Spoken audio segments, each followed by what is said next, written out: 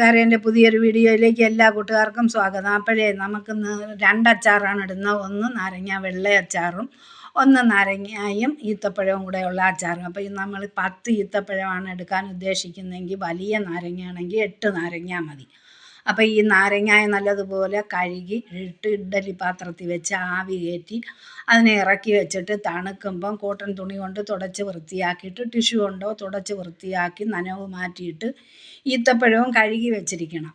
കഴുകി അതിനകത്ത് അരിയൊക്കെ കളഞ്ഞ് വെച്ചിട്ട് നാരങ്ങയും കൂടെ അരിഞ്ഞിട്ട് ഈ നാരങ്ങയും ഈത്തപ്പഴവും കൂടെ 1 ടീസ്പൂൺ വിനാഗിരി ചേർത്ത് അങ്ങ് പുരട്ടി റെസ്റ്റ് ചെയ്യാൻ വെക്കണം 2-3 മണിക്കൂർ.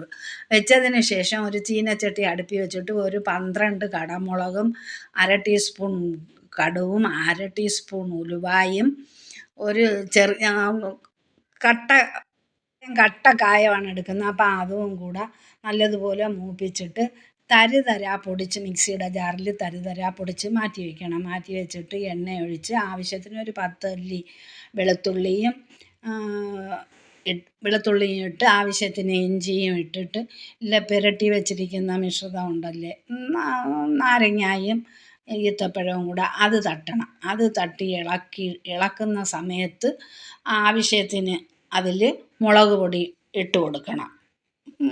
നമ്മൾ പൊടിച്ചതെല്ലാം സാധാ നമ്മൾ പൊടിച്ച് വെച്ചിരിക്കുന്ന മുളക് പൊടി ഇട്ട് കൊടുത്ത് ശകലം മഞ്ഞൾപ്പൊടിയും ഇട്ട് കൊടുത്ത് നല്ലതുപോലെ ഇളക്കിയതിന് ശേഷം പൊടിച്ച് വെച്ചിരിക്കുന്ന പൊടിയുണ്ടല്ലോ അത് ഇട്ട് കൊടുത്ത് നല്ലതുപോലെ ഇളക്കി ആവശ്യത്തിന് ഉപ്പൊക്കെ ഉണ്ടോ എന്ന് നോക്കണം. കല്ലുപ്പ് തിളപ്പിച്ചാണ് ഞാൻ 2 അച്ചാറിലും ചേർക്കുന്നത്.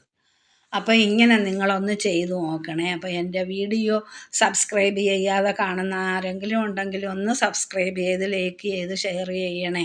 എല്ലാവർക്കും ബായ്.